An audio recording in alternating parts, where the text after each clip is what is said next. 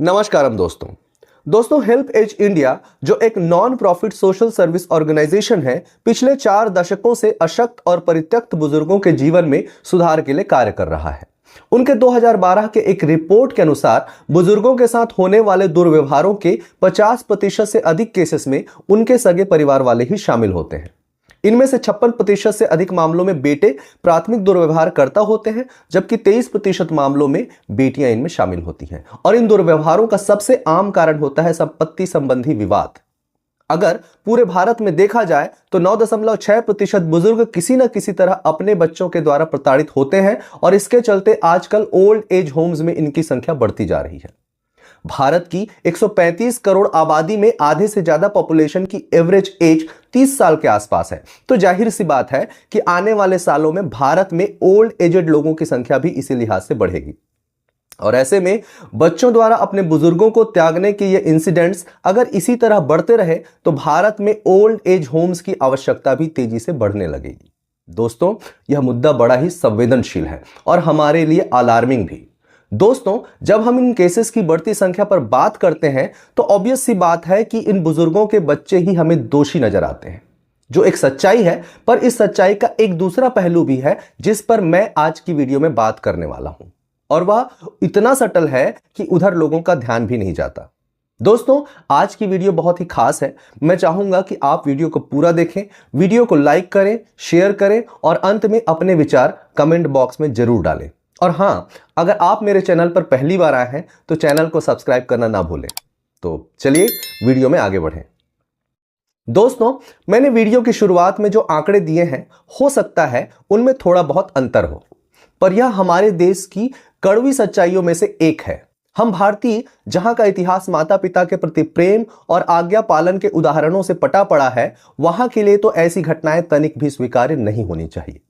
एक ऐसा देश जहां एक पुत्र पिता की आज्ञा पालन के लिए 14 वर्ष वनवास में चले गए, जहां माता के सम्मान के लिए एक बालक ने मुगलों को नाको चने चबवा दिए, जहां एक पुत्र ने अंधे माता पिता की सेवा के दौरान प्राण गंवा दिए। माता पिता के प्रति प्रेम से जुड़ी ये हमारे इतिहास में दर्ज कुछ प्रसिद्ध कहानियां हैं जो मैंने आप लोगों के सामने रखी। यहां ऐसी हजारों कहानियां हैं जहां माता पिता के सम्मान के लिए यहां के लोगों ने उच्च आदर्श स्थापित किए हैं। पर आज इसके विपरीत स्थितियां यहां क्यों बदल रही हैं, यह विचारणी है। दोस्तों, जब हम इस पर विचार करते हैं तो बाहरी तौर पर इसमें उन लोगों की ही गलती दिखती है जो अपने माता पिता को छोड़ देते हैं और हम उन्हें ही दोष देते हैं। पर अगर ध्यान से सोचें तो इसके मूल में कुछ ऐसे कारण देखने को मिलते हैं जो आपको असल दोषी कौन है इस विषय में एक नया परसेप्शन दे सकता है। इनमें से पहला कारण जो मुझे लगता है वह है जॉइंट फैमिली का ह्रास होते जाना। वर्तमान में जॉइंट फैमिली तेजी से श्रिंक होकर न्यूक्लियर फैमिलियां बनती जा रही हैं, जहां दादा दादी, नाना नानी, चाचा चाची, मामा मामी जैसे संबंधों से बच्चों के इमोशनल कनेक्शन बन ही नहीं पाते हैं। बच्चे आज की स्थिति में दादा दादी और नाना नानी जैसे संबंधों की खूबसूरती से वंचित होते जा रहे हैं, जो पुराने समय के बच्चों के नैतिक और भावनात्मक विकास में अहम भूमिका निभाते थे। पुराने समय में और आज भी गांवों में माता पिता से ज्यादा बच्चों के लालन पालन की जिम्मेदारी इन्हीं बुजुर्गों के हाथ में होती है, जो बच्चों को इमोशनली स्ट्रांग और संबंधों के प्रति सटल रूप में जागरूक करने का काम करती है। पर आज फैमिली सिस्टम का वह तंत्र खत्म होते जा रहा है, जो कहीं गहरे में बच्चों के माता पिता के साथ दुर्व्यवहार और त्यागने की भूमिका में महत्वपूर्ण भूमिका निभाते हैं। दूसरा कारण इस समस्या के पीछे जो मुझे दिखता है वह आजकल वर्किंग पेरेंट्स की बढ़ती संख्या है। ऐसा एक कारण मैं देखता हूं। ऐसे परिवारों की संख्या दिन ब दिन बढ़ रही है जहां माता पिता दोनों ही काम करते हैं। ऐसे केसेस में ज्यादातर बच्चे शहरों में बेबी सिटर्स के हाथों पलते हैं, जिनका बच्चों के प्रति कोई इमोशनल अटैचमेंट नहीं होता। और बच्चा जिस इमोशनलेस रिलेशन को शुरुआत में ही जीता है, उसके लिए माता पिता के साथ बॉन्डिंग बना पाना कठिन रह जाता है। दूसरी तरफ यह भी है कि ज्यादातर पालक भी वर्कलोड के चलते अपने बच्चों के साथ इमोशनल बॉन्डिंग नहीं बना पाते और ऐसे में बच्चों के ऊपर माता पिता का पॉजिटिव इंपैक्ट नहीं पड़ पाता। मुझे लगता है कि 10 से 12 साल के बच्चे के ऊपर माता पिता का सबसे प्राइमरी फोकस होना चाहिए। अगर आप इन 10 से 12 सालों में बच्चों के साथ एक ऐसा बॉन्डिंग बनाते हैं जहां आप बच्चों को भीतर से छू लेते हैं, तो आगे आने वाले समय में आपके और बच्चों के बीच की बॉन्डिंग और ज्यादा मजबूत हो सकती है। आजकल बच्चों को सुविधाएं तो भरपूर मिलती हैं, पर कहीं ना कहीं इस बॉन्डिंग में कमी रह जाती है और इसी इमोशनल कनेक्ट की कमी के कारण ही बच्चे बड़े होकर माता पिता के प्रति डिसरिस्पेक्टफुल हो जाते हैं। इसका तीसरा कारण जो मुझे लगता है, बच्चों को अति महत्वाकांक्षी बनाने की कोशिश करना। कई पालक अपने बच्चों को इतना कॉम्पिटिटिव और महत्वाकांक्षी बना देते हैं कि ऐसे बच्चों के लिए संबंध बस एक फायदे और नुकसान का लेन देन बनकर रह जाता है और इस सोच को उनके अंदर पैदा करने और बड़ा करने में पालकों की ही मुख्य भूमिका होती है। आजकल बच्चों को बचपन से ही, प्राइमरी स्कूलिंग से ही बोर्डिंग स्कूल में डाल दिया जाता है। घर में भी उन्हें अति दबाव में रखा जाता है। ऐसे हम कैसे उम्मीद कर सकते हैं कि उन बच्चों का अपने माता पिता को देखने का नजरिया वैसा ही होगा जो वो उम्मीद करते हैं।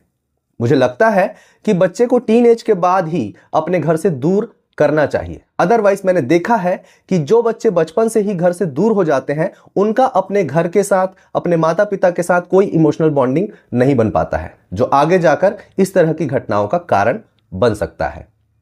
चौथा और सबसे महत्वपूर्ण कारण जो मुझे इस समस्या के पीछे दिखता है, वह यह है कि माता पिता का अपने बच्चों के लिए आदर्श न बन पाना।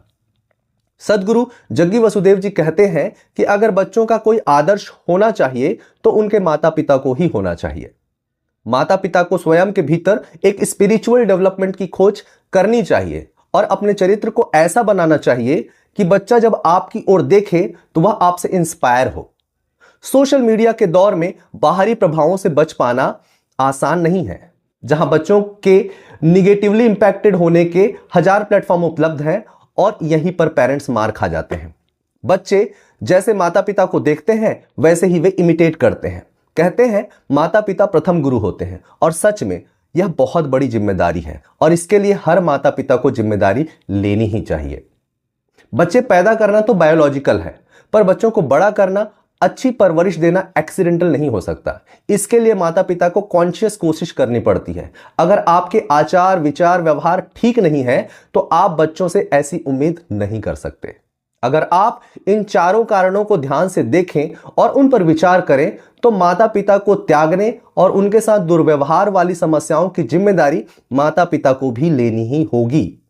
हो सकता है आप मेरे इस तर्क से सहमत ना हो, पर यह सिर्फ तर्क नहीं बल्कि फैक्ट है, सत्य है। खैर, आजकल जॉइंट फैमिली का श्रिंक होना परिस्थिति के अनुसार स्वाभाविक सा हो गया है, जिस पर हमारा कोई कंट्रोल नहीं। वर्किंग पेरेंट्स होना भी आज की जरूरत हो गई है, क्योंकि लोग आजकल कामकाज के सिलसिले में एक जगह से दूसरी जगह माइग्रेट करते हैं और ऐसे में कई बार घर के बड़े अपनी पुश्तैनी जगह को छोड़ना नहीं चाहते, जिसकी वजह से ऐसे परिवार छोटे हो ही जाते हैं ऑब्वियसली। पर फिर भी इस बदलते पारिवारिक और सामाजिक व्यवस्था के बाद भी बच्चों को हमें ही पालना है और इसकी जिम्मेदारी माता पिता को ही लेनी होगी। यह सच है कि जीवन में 1+1=2 का गणित हर समय काम नहीं करता। हम जीवन को पूरी तरह नियंत्रित नहीं कर सकते, पर हम अपनी तरह से ऐसी समस्याओं को खत्म करने या कम करने की कोशिश जरूर कर सकते हैं। व्यक्ति का स्वाभाविक गुण होता है गलती दूसरों में ढूंढना। इन केसेस में भी सबसे आसान यही होता है उन बुजुर्गों के बच्चों को ही दोष दे देना, जो सभी करते हैं। मैं ऐसे तकलीफों से गुजर रहे सारे बुजुर्गों के दर्द को महसूस कर सकता हूं, मैं उनके साथ हूं, पर क्या ये कहीं उन्हीं की किसी तरह की कमी का परिणाम तो नहीं है? एक बार विचार जरूर कीजिए। धन्यवाद।